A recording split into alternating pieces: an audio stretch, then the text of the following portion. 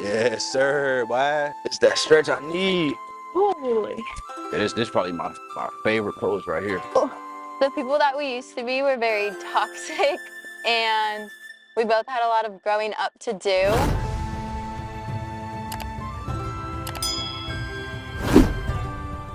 So today I'm gonna have my couples do a yoga connection workshop where they're gonna be answering 5 different deep questions. My biggest ick, Something that you do that make me happy. characteristic that I would change about Z. And then they're also gonna be doing 5 different poses. Okay, so the first pose we're gonna be doing is called the butterfly. And the question I'm gonna be asking them is, what is your biggest ick? My biggest ick is when you do your little nostril throat disgusting little snort thing. Right here. Yes, I can't deal with that. And he will do it in the morning when baby Z's asleep and then wake him up out of his sleep. And also an ick is that if he's the first to wake up, he makes sure everyone knows that he's awake. Facts. Because you know when it's 7 o'clock in the morning, if I'm up, I'm up. We all gotta get up. Ain't nobody can be lazy. So annoying. Early bird gets to learn. My biggest ick, you don't do it anymore, but using your time wisely. Like, for example, you used to be not a productive person at all. Like what?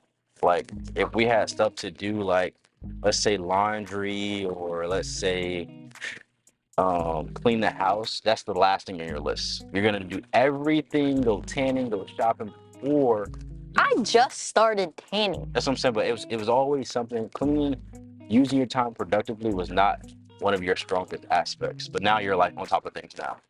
But that was my biggest ick. I could argue it, but Yeah. we'll let you have it. And the second pose that we're gonna be doing today is called the cobra. And the question is, what is something that the other person does that makes you happy? Oh yeah, right here.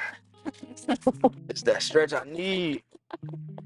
All right, something that you do that make me happy would probably be you're a phenomenal mother, and when it comes to quality of life, you understand quality. But as I was raised, it wasn't about quality; it was about just having enough. So I think showing me that the quality of life is important. Something that makes me happy is knowing that you will like always have my back no matter what. Like I can do something dumb or like whatever, but knowing that you're gonna help me through it and work through it with me. And also when you do things for me without having to tell you, like the dishes or like cooking or giving baby Z a bath You know, weight is a stretch. to help me out, that makes me very happy. I appreciate that. Appreciation doesn't go unnoticed. Okay, so our third pose is called the tree. And the question is, what is the characteristics that you would change about the other person? Yes, sir, boy. I'll go. Yeah. Characteristic that I would change about Z is that he is too nice to certain people in his life and doesn't know when to say no because he just wants to help everyone and help everyone be successful, even though those people don't do the same for him. Damn. But that's the secret of life. It's not. What you do on earth matters what you do at the afterlife. People take advantage of him. But that's okay. It's not okay. It is. It's not. All right, what's the characteristic I would change about you Yes. is that you lack your dominance. You know your worth, but sometimes you belittle yourself so that way other people can feel valued, because you rather feel undervalued rather than feel overvalued in situations.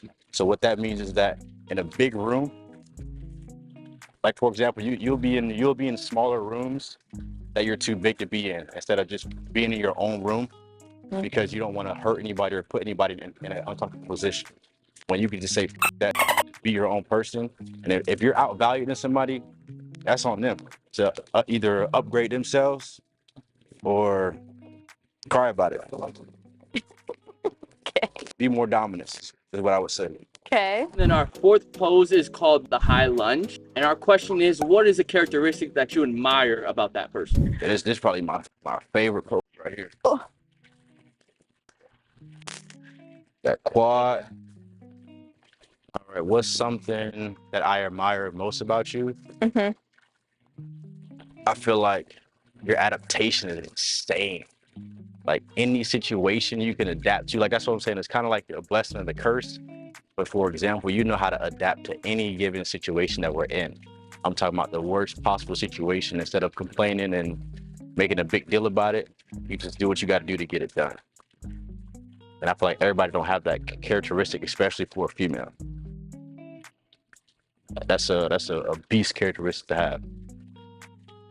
We go through a lot of challenges, and I feel like they're really difficult challenges, but you make it seem like they're not. And I feel like that's a good thing to have. Thank you. Something I admire about Zephaniah Bruh, is, is that I'm sexy as hell? yep, is that he made himself into who he wanted to be. He knows what he wants and he's not going to stop at anything to get it. If he has his mind set on something, then he's going to do it no matter what. And that's really just such a great thing to have, just like even as a role model for me to know that whatever I want, I can accomplish it. So just his hard work and determination is just something that I really admire about him. And then for our final pose, it will be the low squat. And the question is, if COVID never happened, would you guys still end up together? If COVID never happened, If COVID never happened, I feel like we still ended up together. Probably not as fast as we did because we wouldn't have like met each other in person. But I feel like somehow, some way, we would have started dating, or at least we're like talking for a bit. facts. The issue with that, I don't think we would have lasted though. Yeah, I don't think we would have actually had a long-term relationship, or if Say we that. did, I I don't- think we would have broken up multiple times and got back together or something. But why do you think it would have been so rough though? Because the people that we used to be were very toxic, and we both had a lot of growing up to do. And there have been like situations, even when we were dating, where I feel like we rushed into things so fast that we still didn't know a lot of things about each other. And so it caused issues that I feel like Yeah. we would have broken up over if circumstances were different. To put it in a simple mind, when it comes to in the beginning of our relationship, I ain't even gonna lie to you, I was not all in. I was not 100%. I was like 45% in. So that was kind of the issue because I wasn't a believer in like the whole love, commitment, everything being real, legit. But I think I feel like when the baby come, all that bullshit had to get out the window. And it kind of made us mature extremely fast. So we had to really prioritize us rather than like still want to be a kid. I feel like I matured Faster you did. literally as soon as. No, you matured faster. Like you beat me to the spot. But Yeah, I feel like it was just. it still had a lot of room to grow in all aspects. Yeah. Because you're even more like, not even like relationship wise, but even adult wise, you like grew up a lot. Because you lacked your adult as well too. So like you kind of bossed up as well in that aspect. Yeah. I just feel like we were both. Though, I don't know. Like, do you think we would be together if we like went to the same high school? Absolutely not. Like if we grew up? But Well, like if I'm still me, you're still you. It wasn't like see me, I grew up in Florida. I'm a huge lover boy. So like for example, Are you? now we would have been together because I like relationships. I just don't think I was a phenomenal boyfriend. Yeah. Because my issue was that, like I said, I was too nice. I couldn't say no. So if another female would try to do something with me, I couldn't put myself in that situation to be like, no. Because I didn't understand how feelings work, how females have feelings as well. Yeah.